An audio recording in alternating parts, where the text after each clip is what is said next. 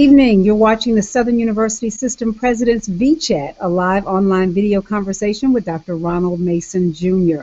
I'm Robin Merrick, Director of Alumni Affairs for the Southern University System and Executive Director of the Southern University Alumni Federation. I want to welcome all of our alumni, our students, our faculty, stakeholders, and friends to our 6th live VChat conversation with the SU System President.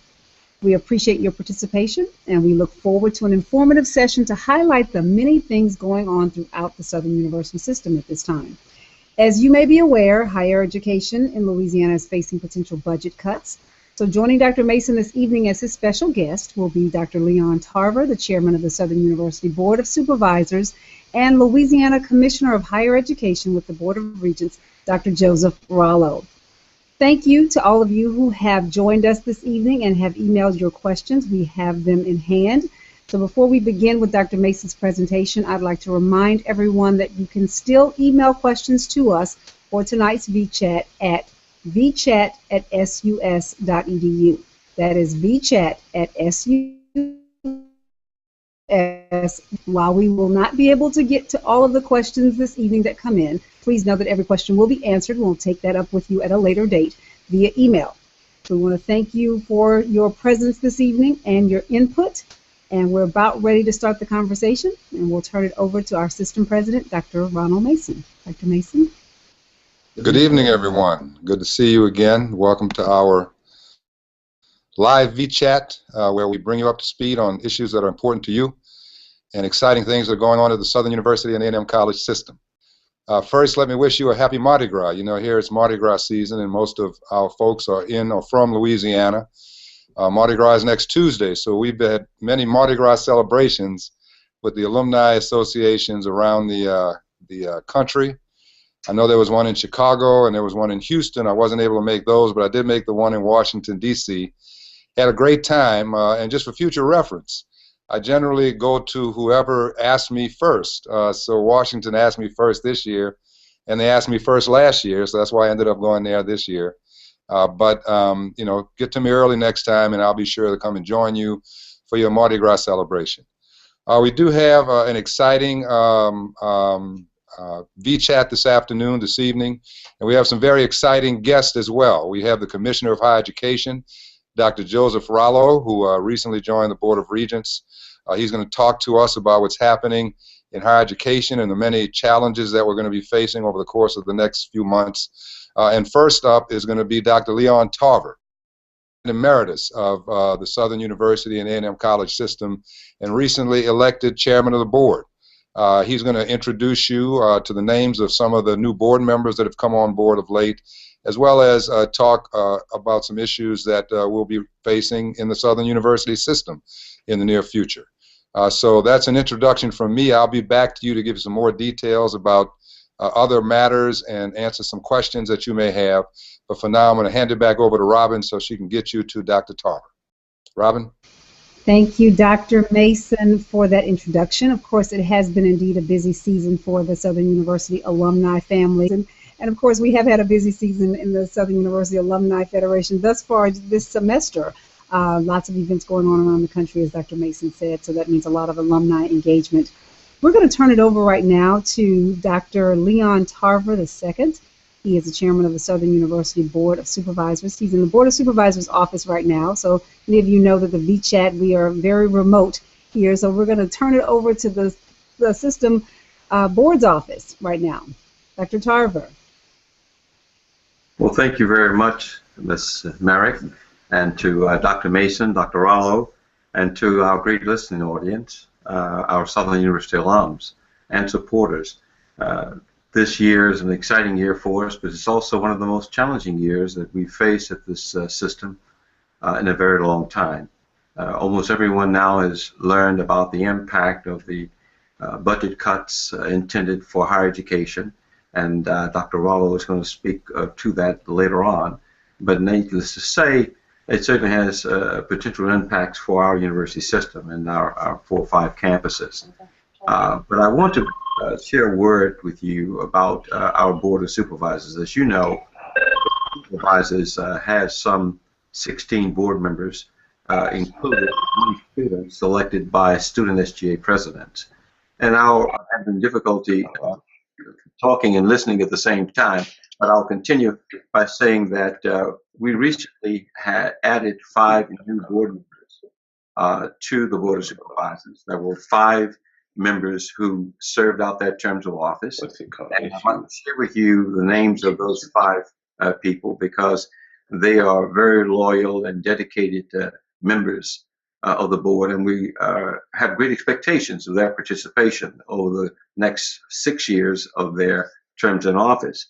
The first among those is Reverend Donald Henry of Gonzales, who is a very enthusiastic graduate of Southern University and brings a great deal of energy, insight, a lot of determination to help change the face of our university and to improve the quality of education and services to our students and to our faculty, as well as the communities at large across this state and around the nation. The second member is Attorney Pat McGee, and many of you may know Mr. McGee. He has been on the board before.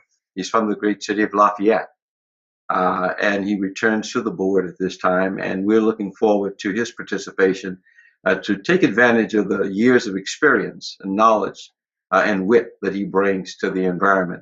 And we believe he will continue to make great contributions to the future of our university system. The next is Dr. Kerman Gaines, newest member too from the great city of Alexandria. Dr. Gaines is also a graduate of Southern University. Coming from Central Louisiana, he hopes to be able to spread the word of Southern University in his homeland because he wants to be able to increase the enrollment of students in that region to Southern University. And so we're looking forward to the many gains. He's a former school superintendent in the state of Minnesota. And so we welcome him back to his home state and look forward to his participation on our Board of Supervisors. The next is perhaps the youngest of our board members, Dr. Ronnie Whitfield. Dr. Whitfield is a young man who's grown up in this environment almost all of his life.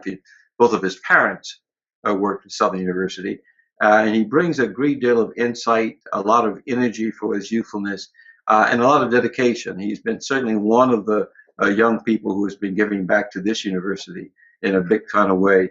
And so we have great expectations of the contributions that he will also make and bring to this university. And last, of course, is a real newcomer from Shreveport, my hometown, Mr. Richard Hilliard of Shreveport. Mr. Hilliard is a Morehouse graduate, but we forgave him for that. We were hoping that he can use some of that talent and skill and know-how that he's acquired at that great school to help us as we develop strategies for the future of our university. Together, these board members are facing great challenges, not only the fiscal challenges, but the fact that we are going through leadership changes, we're going through expansions, we're going through reprogramming, and we're trying to reprioritize not only our spending, but reprioritize the management structure that we have. As some of you may have heard and know, that our next upcoming board meeting, we intend to undertake the discussion about merging or consolidating the presidency of the Southern University System and the chancellorship of the Baton Rouge campus in an attempt to eliminate any duplication between those two administrations, to save costs, to build a more efficient and more effective organization, and to improve the performance standard of our faculty and staff, to create a more hospitable environment for our students so that we can continue the great legacy of our university that's been established since 1880 in New Orleans. So we're looking forward to the future with great expectation. And we want to invite you to not only continue to follow what we do, but to continue encouraging us and pushing us to make the right decisions, to do the best thing that we can for our university, for our students, for the communities that we serve throughout this state and across the nation, indeed around the world.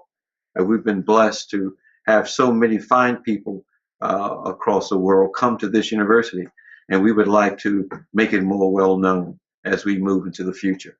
So thank you once again for the opportunity to share these few moments, and I'll await any questions that may come. Ms. Merrick? Thank you, Dr. Tarver, for your comments and introducing us to the new board members who are serving from around the state, and we thank them for their service as well.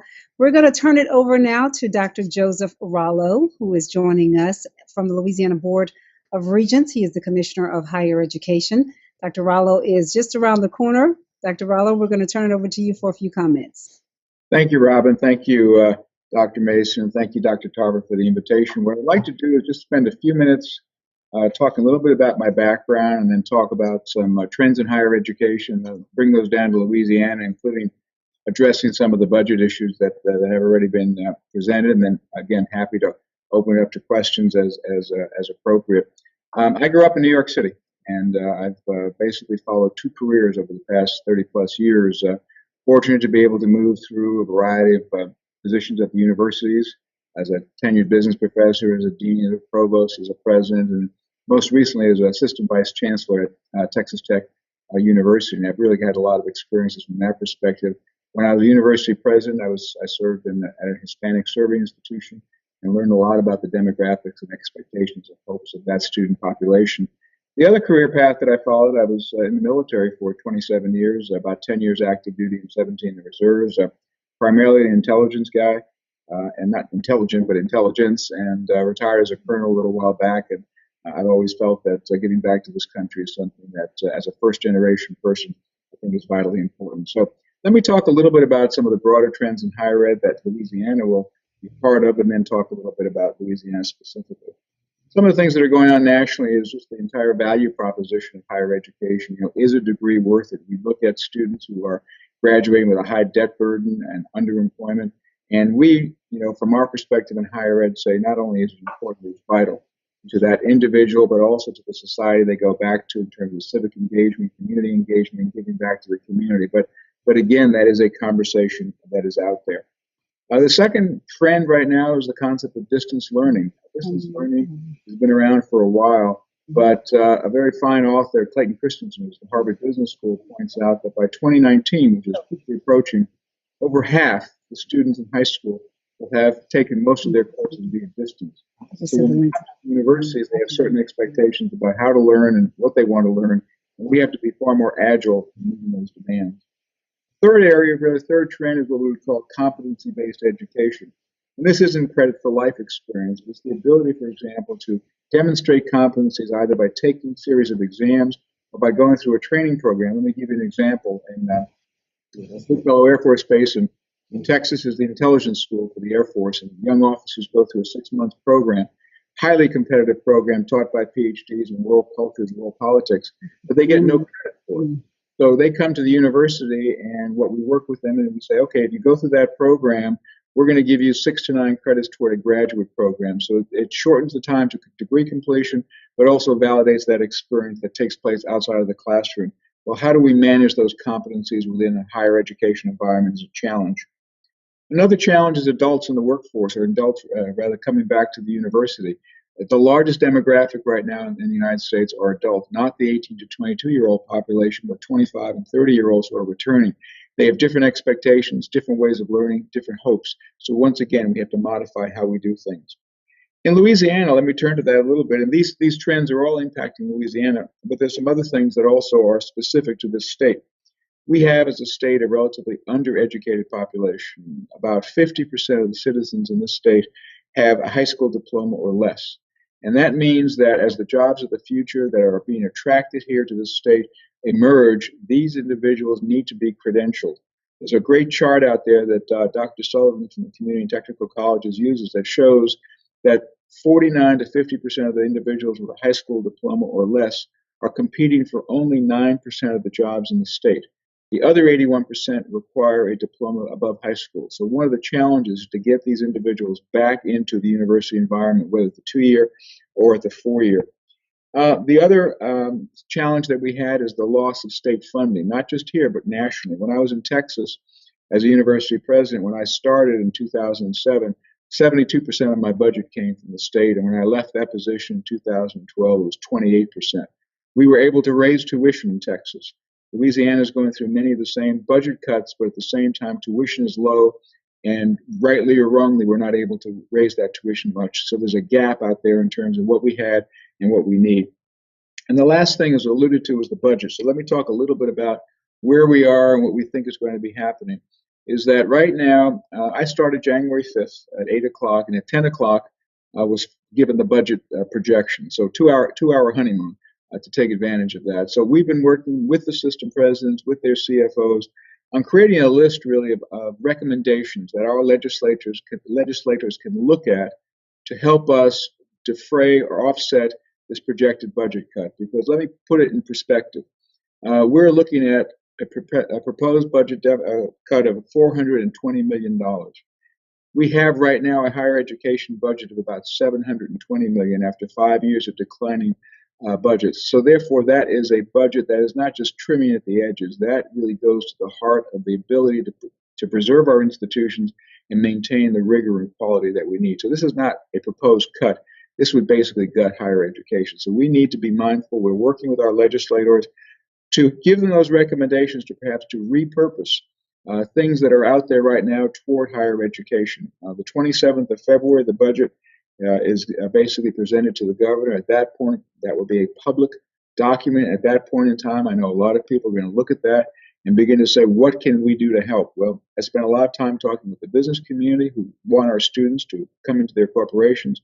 Spent a lot of time talking with moms and dads. You are citizens. You have the ability to speak to your legislators. And I would urge you, if you feel comfortable doing that, I would urge you to say that higher education is the future of this state. We graduate students who get jobs, pay taxes, and give back to the community.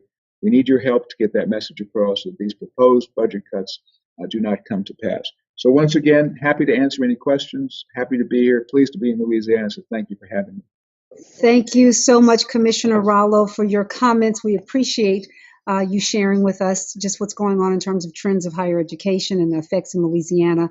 And more specifically, your reference to the budget, that this is not a budget cut, but rather a gut of higher education in Louisiana. It's quite tragic for us. We have a few questions that we're going to entertain right now, and some of them are actually budget-related questions. And so we'll field those to Dr. Mason, Dr. Tarver, as well as you, Dr. Rollo. So let's start with our first question that comes to us from an alum. And her question essentially is, she wants to know, how is the state bracing itself for the significant budget crisis, and what buffers specifically has Southern University put in place regarding this news? So I'll turn this over to you, Dr. Mason. Thank you, Robin. I'm gonna give you what I have, and then ask Dr. Tarver and Dr. Rollo to supplement. Just to put it in perspective for you, this is for the Southern University system. If we were to have a $400 million budget cut, which is what the governor says he's going to announce in his proposal to the legislature, for us that would mean over $34 million in less state support. Now, just to put it in perspective, since 2008, 2009, our state appropriations have gone down $46 million, which is 47.5%. Our general fund budget has gone down $23 million, which is 15.4%. Our faculty positions have gone down by 201, which is 27%. And our staff positions have gone down by 397, which is 32%. So you can see that after all of that, another $34 million of cuts is going to put Southern system in the position of really having to figure out how to maintain its viability. Now, to our credit, we've been working on a plan for the last 4 years, and I think a lot of that will come to fruition under the leadership of Dr. Tarver and this new board. He talked about the joint administration in Baton Rouge, which is an efficiency and a cost-saving measure. We're looking at combined back office operations, which is an efficiency and cost-saving measure. And then we're going to have to look at our academic programs across the system as a way to not only reduce expenses, but also tie our programs more into the workforce needs of the state, the nation, and the world. Having said that, let's just check with Robin, Dr. Tarver, and Dr. Rollo, see if they want to add anything to that.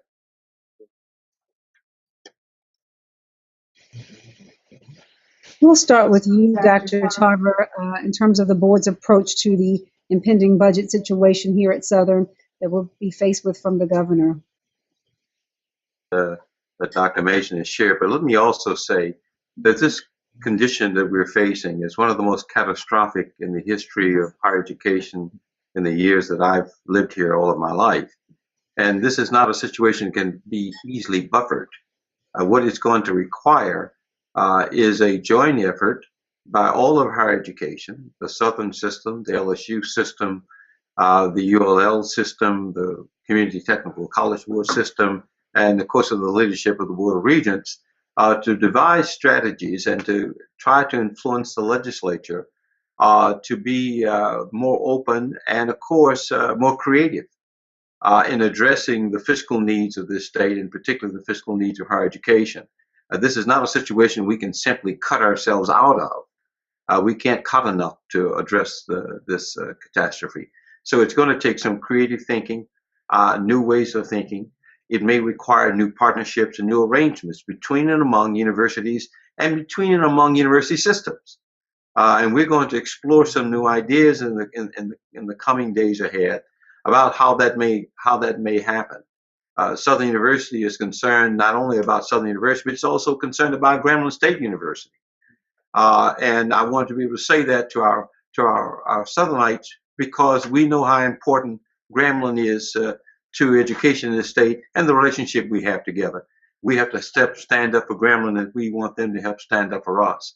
But I think in joining hands with all of higher education, Dr. Rollo, we can at least begin approaching more realistic terms and begin to get the legislature and the governor on board with higher education. And I think if we're able to demonstrate to the governor, demonstrate to the legislature that we can come up with new ideas and new approaches, utilizing the resources that we have, and with some help from them, we may be able to stem the tide and move forward in a productive way.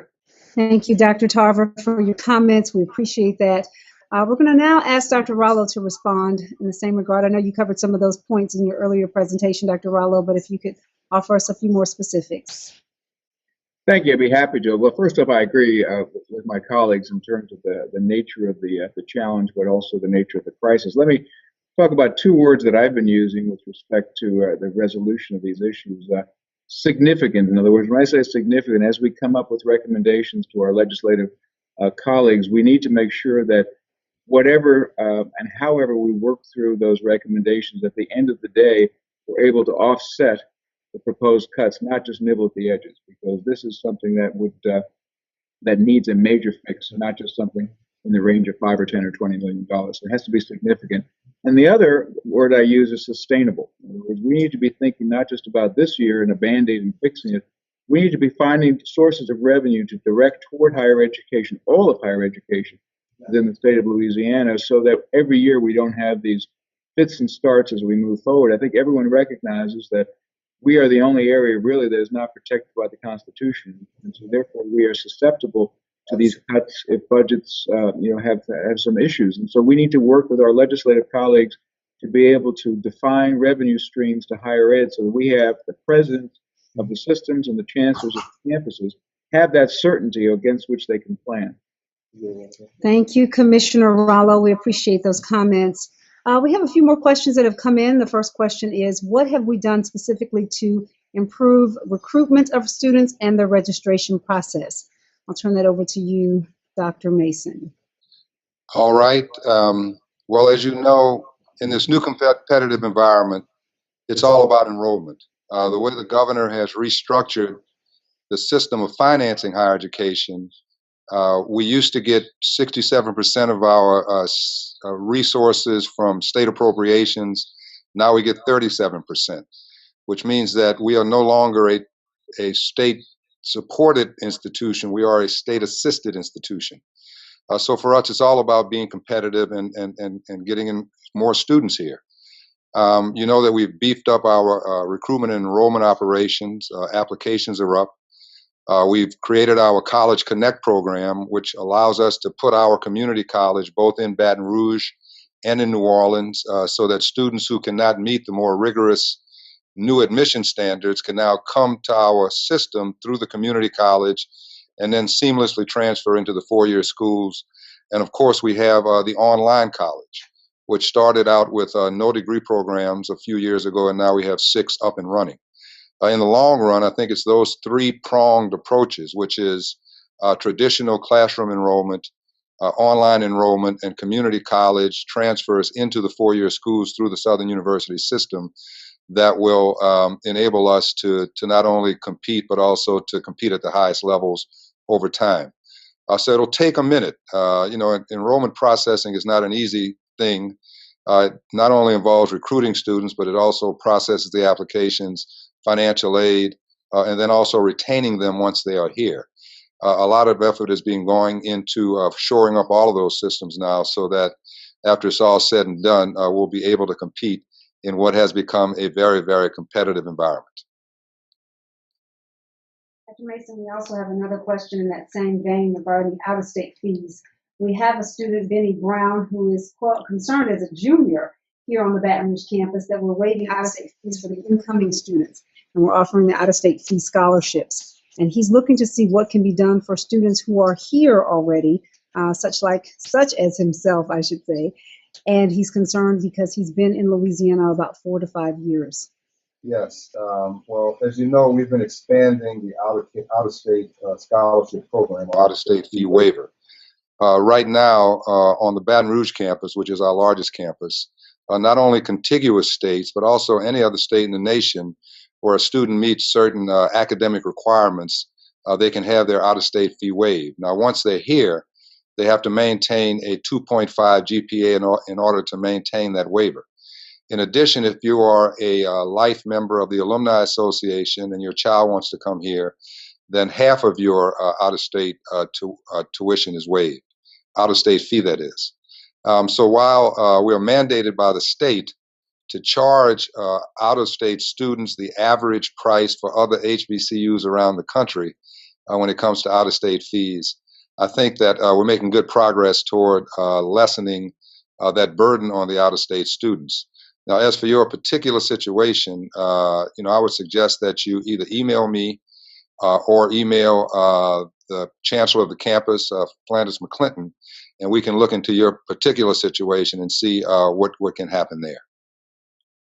Robin? Thanks, Dr. Mason, for that response. And I hope that helps you out some. We have another question from Stephanie. Goes sort of back to where we were with the budget situation, Dr. Mason. And Stephanie's question is simply, is there any chance that Southern University may close? Well, I think we're a long way. I think we're a long way from that happening. First of all, remember, this announcement by the governor is his recommendation to the legislature. The chances that his recommendation will actually end up being what the legislature does at the end of the session is probably very slim. In fact, we've talked to the legislative leadership, and they've all indicated to us that they just don't see how higher education could take any cut anywhere near what the governor is proposing. And candidly, I think even the governor knows that. So let's not sound the doom and gloom bell just yet. I think these issues are real. I think the cumulative effect of these cuts are real. But the Southern system and the units within the system have been, up against a lot in the past. This is one in a long list of challenges, and we've always risen in the past to meet them. And while these are great, I'm confident that we'll rise to meet them as well. Robin, on that particular issue about the challenges to Southern in particular, and higher education in terms of campus closures and financial exigency, we might want to touch base with Dr. Tarver, because he's had a lot of experience with the legislative process, and Dr. Rollo, because he has a breadth of information and insight into what's happening around higher education in the state. Dr. Tarver and Commissioner Rollo, we will certainly love to hear from you. Dr. Tarver first. Yes. I believe that Dr. Mason, in his earlier remarks, mentioned that we have a legislative initiative, a team of people, including alumni representatives, who are coming together, and their representatives working in the legislature. Together, we've always been successful over the last decades at influencing greater change in favor of growing higher education. And I know that Dr. Rollo is new to this state, but he comes with a lot of veteran experience in dealing with these kinds of things. And I believe he's going to bring a fresh and new insight into this matter. And with leadership from the Board of Regents and with the other systems, we ought to have a unified front that says to the legislature, says to the governor, this is not just about keeping a school open. It's about growing higher education because the state needs it. We have to be able to impress upon them how the state suffers if this system or any system closes or any of our campuses close. So there's a great investment here. We've got a greater job to do in marketing what we have. We've got a greater job to do in working with the legislative delegations from all of our communities across this state. And I think together we're going to have a positive, make a positive impact, and we'll get some positive results. So I'm encouraged by the possibilities, not discouraged by all of the negativism. Thank you, Dr. Tarver. Now we'll listen to Dr. Rollo. First off with both of my colleagues, but let me add another little piece to the puzzle. When I spoke, for example, Saturday in Alexandria to the combined faculty senates, I also indicated that I believe that we're going to be able to work our way through this challenge, this crisis, toward a much more sustainable future in higher ed. But I also pointed out, given the trends that I've alluded to and many other trends nationally, that we cannot look the same at the end of this process as we have over the past few years. We, faculty, staff, administration, governance, we need to understand that higher ed, particularly public higher education, is not going to return to the way it was when funds were coming from the state at the 70-75% level. So we need to be looking at avoidance of duplication. We need to be looking at some, identifying institutions that have areas of expertise and other institutions that don't do things as well. I mean, even Harvard, not every department is the best in the country. So we need to be willing, as was mentioned before by Dr. Tarver, we need to be working across and within systems toward a common goal, and that's the key. In other words, where all of us are working toward that common goal for the state of Louisiana. All of us don't need to be doing exactly the same thing, but we need to show that we're willing to change, willing to adapt, so that as we work through this legislative budget challenge and crisis, we come out stronger, but we also come out looking somewhat different. Thank you. Thank you. Thank you for that, Dr. Rollo. We have another question for Dr. Mason, and it's regarding the SUSLA Connect program. We have an alum who heard you elaborate on the program and how it's operating here on the Baton Rouge campus. They wanted to specifically know what is being done to retain these students after the first 2 years that they're here as a SUSLA Connect student. Thank you, Robin, and that is a great question. First of all, let me say that SUSLA Connect is going to be a winner for the Southern system. Because of the admission standards, because of rising tuition prices, and really because of state policy to meet many of the workforce needs of these plants that are coming into Louisiana, you're going to see more and more students going into community college. The Southern system is fortunate that it has its own community college within the system. So that allows us to not reject students who want an historically black college and university experience because they can't get into the four-year schools. We just tell them they're admitted to SUSLA Connect, and that way they can have a 2-year education on a 4-year campus, just as if they were admitted to the 4-year school. Now, in terms of retention, let me just be honest with you. That is something that is going to require more cooperation between the 2-year and 4-year campuses. Institutions of higher learning are what they are, and they each want to do their own thing in their own way. So blending or marrying a 2-year campus and a 4-year campus, even if it's within the same system, will take some time. We're only into the 2nd year of the program, and we've made really good progress. We're beefing up the admissions and rather the advising and counseling system. And you're going to see over time more and more of an easier transition from the 2-year to the 4-year schools, because the 4-year schools now are starting to accept the 2-year students as if they are their own students from the day they walk in the door. And I think once this cultural change takes hold, you'll see that not only will the transfer rates go up from the 2-year to the 4-year schools, but also the retention and graduation rates will go up for both over the course of the next few years. But I think that was a great question, and you hit one of the key components of the future of Southern and the Southern system on the head, and I'm glad you asked it. Thanks. Back to you, Robin. Thank you, Dr. Mason. We do have another question as well coming from Ronald. And the question is our emergency plans as it relates to what we're doing to prepare emergency-wise for our campuses in terms of implementation of emergency plans. Can you respond to that? I can, and I can't respond fully because I don't run the campuses, but I have a pretty good idea because I called the chancellor right before this VChat and got some information. On the Baton Rouge campus, which I think is the same as the other campuses, we have an emergency notification system which works by email and by text.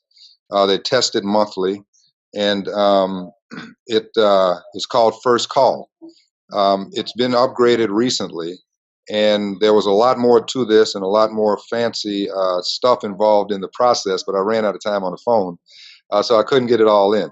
But rest assured that the emergency notification system is in place. It's operational, and when needed, it will go into action to make sure that our students understand if something is going on that they need to know about. Robin, back to you. Thank you, Dr. Mason, for that in terms of proactive measures as it relates to our emergency preparedness on the campus. We have another question. This question is for Dr. Tarver. We have an alum who is concerned about your vision for the board during your tenure as chairman, and more specifically, a little bit more on the legislative agenda and advocating for Southern University. Well, let me begin by saying that this board that we have is as well prepared as any board that we've ever had, by virtue of their backgrounds, their experiences, their enthusiasm, and their determination to make a mark on history in not only preserving our institution, but in growing it, expanding it, and making it a finer, even better institution. Our strategies for that will be developed along these lines. First of all, the crisis that we are facing financially dwarfs so many of the other challenges that we face, that unless we are able to resolve it amicably, we're not going to be able to get to the other point. So the fiscal crisis is a high priority for us. And in that regard, I mentioned that we have a legislative team in place and great support from our National Alumni Organization and from our foundation to work with the legislators and to work with the governor's office in trying to make some change. And we realize that that's a step-by-step process. The legislature doesn't convene until April. It's a short term as far as we're concerned, but they'll end up addressing the fiscal needs effective July 1. Aside from that, we're also going to be looking at what Dr. Rollo refers to as a different look in terms of structure and strategy, in terms of resources, and in terms of programs. I mentioned earlier the possibility that we need to enter into new relationships between and among schools in certain regions across the state. In Baton Rouge, for example, where you have our main campus, our flagship campus, and you have LSU across town, and you've got Baton Rouge Community College, it seems to me that we've had a very good, productive relationship in the past. But I think all of us are going to need to carve out new strategies in our relationships with each other.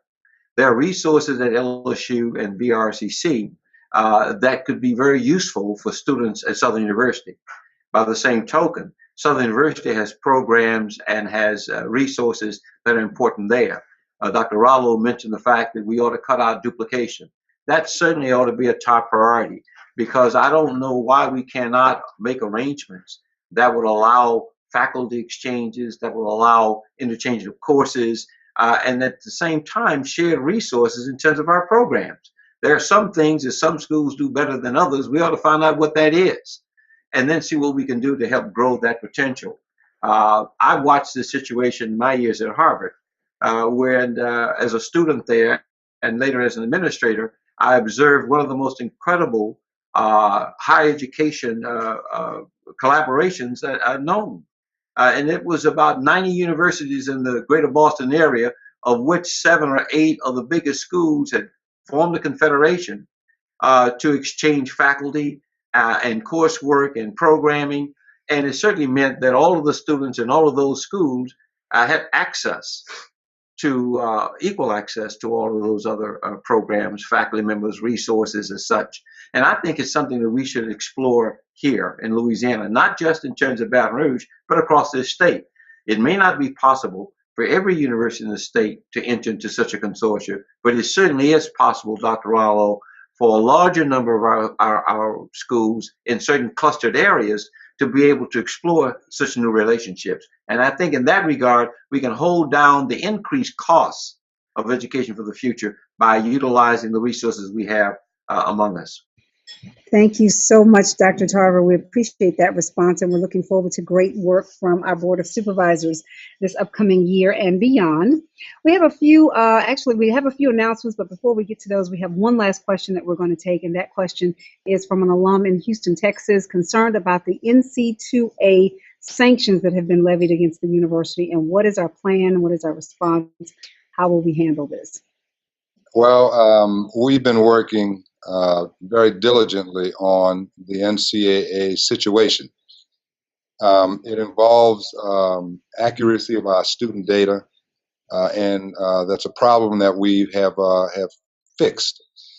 The challenge we've been having is that it seems that for every goal the NCAA gives us to meet, and we meet it, then they give us another goal. So that right now we are putting together an appeal to the committee that is in charge of this part of the situation, and we expect to speak to them sometime in the course of the next couple of weeks. We've done everything we've been asked to do by the NCAA, and we think that it's time for us to come off of this postseason ban. But you know, the NCAA is becoming more of a big money school, and the limited resource institutions, not just Southern, but all of the limited resource institutions in the NCAA are seeing these types of challenges. So there's a bigger thing going on here that we don't have any control over. But as far as what we can control, we feel like we're doing everything that we can, and we're going to press this as far as we can for the benefit of our student athletes and for the institution as a whole. Robin? Thank you, Dr. Mason. I appreciate that. That is a very serious subject that many of our alums are definitely concerned about. We do have a few announcements that we'd like to share before we go into our closing comments from Dr. Mason, Dr. Tarver, and Dr. Rallo. So before we do that, a few announcements of things that are coming up throughout the Southern system that we want you to be aware of and perhaps participate in. Of course, the first is the Southern University Agricultural Research and Extension Center will be having 72nd annual livestock show and poultry show, and that's going to be March 5th through the 7th. And that's going to happen at the Maurice Edmond Livestock Arena in Baton Rouge, and that's going to take place right just north of the Baton Rouge campus. And we'll be celebrating the 135th anniversary of Southern University. We're excited about that. It's Founders Day. It's March 9th. We'll be on the Baton Rouge campus. A full day of activities are planned, and you can visit the website at subr.edu to get a list of all of those activities that will be going on throughout that day. We also want to remind you that the College of Education and Human Development at SUNO has joined to host the symposium with the National Dyslexia Center at Yale University for a conference on dyslexia. The event will be held at the SUNO Conference Center on Thursday, February the 19th from 6 until 8 p.m. And all of these announcements you can certainly find on our website at sus.edu in case you miss anything that we're mentioning right now. We want to invite you to the Shreveport campus, the Layla Hathaway concert, which will take place on Thursday, the 26th of February at the Scottish Rite Temple on Cotton Street in Shreveport. And the Honors College here on the Baton Rouge campus, that's the Dolores Margaret Richard Spikes Honors College, will be holding its pinning ceremony to introduce the 2014-2015 Honors College freshman class on Friday, February the 20th, and that's going to take place at 6 p.m. in the Cotillion Ballroom. And lastly, we'd like to remind you that Reverend Jeremiah Wright, Pastor Emeritus of the Trinity United Church of Christ in Chicago, Illinois, will be a guest speaker here at 11:30 on Thursday, the 19th, in the ballroom of the Union. The public is indeed invited to attend that event. Those are our announcements, a number of things that are going on. Again, I would encourage you to visit our website at sus.edu or any of the campus websites to get more information on all of the events that we've listed and quite a few more events that are going on throughout this semester. We will now start with Dr. Rollo, our Commissioner of Higher Education, to give his closing comments, followed by Dr. Tarver, and closing with Dr. Mason. Again, thank you for the opportunity to join with you tonight. Let me just close by saying really that higher education, public higher education, is really the future of this state. It goes to the fabric of our society. It goes to civic engagement. It goes to the private good of a higher education, but also it goes toward meeting the business needs of this state, which is really, again, goes back to the funding source. So higher education is not just about the individual, it's about all of us. And I would urge each and every person to weigh in on behalf of all the institutions in this state and certainly Southern to help us achieve those goals on your behalf. Thank you. Thank you so much, Dr. Rollo. It really has been a pleasure having you join us this evening here on the bluff of the campus of Southern University. I hope this isn't your first visit, and I hope it certainly will not be your last. We are now turning it over to our chairman of the Board of Supervisors, Dr. Leon Tarver, of course, thanking him for his presence this evening as well. Dr. Tarver. Well, thank you, Ms. Merrick, and thank you, Dr. Rollo, for your presence and your comments. We're looking forward to working with you over the course of the years ahead, as I know Dr. Mason is. Let me say that Southern University is important, not just to this state, but to this nation. When one considers the long history of our institution and the contributions that we've made through the many, many hundreds and thousands of graduates of our institution who literally sweep across this country, making contributions in their communities and to the growth and economy of those communities in the state, that means that we've made an investment, and we've got to protect that investment. I've often referred to Southern as a treasured institution because of that. And considering the fact that we're also the largest and only historically black university system in the state, it says to me that Louisiana must also help us assist us in getting out the news that there's a high quality product here, that there's a great school here, and we need to be able to exploit the resources. But when I think about the Nelson Mandela School of Public Policy, and we're the only school in America which has the distinction of having such a great institution named for such an outstanding person, it's no accident that his name is on that building and over this program. It's there because, as I recall him saying when he visited here years ago, when reporters asked Dr. Rollo, Mr. Mandela, why did you come this far to Southern University? And his response was, I came here to honor the work that Southern University is doing in Africa. So our work is not simply confined to the boundaries of Louisiana or the United States, but internationally. And we hope that you can help us as we take this treasured institution and not only protect it and preserve it, but grow it as well. And thank all of you for listening, those of you who participate and make phone calls. Spread the news. Talk to your church, your neighbors, your friends about Southern University and about historically black universities, because that's important too. Thank you very much. Well, we hope you've enjoyed our show tonight, our VChat. Let me thank Robin for her usual outstanding emceeing, moderating skills.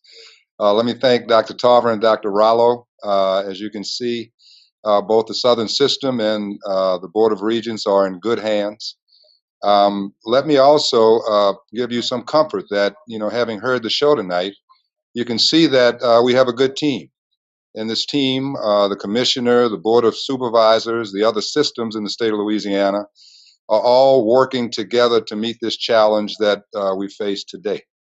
And I'm confident that the future of Louisiana, which really relies on higher education to produce the jobs and produce the knowledge and produce the teachers that produce the students that produce the jobs and produce the knowledge, is in good hands. We have a strong team of legislative advisors for Southern. We're getting help from the 1880 Society to help pay for that. If you haven't joined the 1880 Society, go to foundation@sus.edu and see how you can help. The Alumni Federation is fully engaged. If you haven't heard about the letter writing and email campaign, you should get in touch with either Robin Merrick or Preston Castile and see how you can get involved. So once again, thank you for our guest. It was good to see you again. And I'll end this broadcast like I end every broadcast by saying, God bless the Jaguar Nation. See you next time.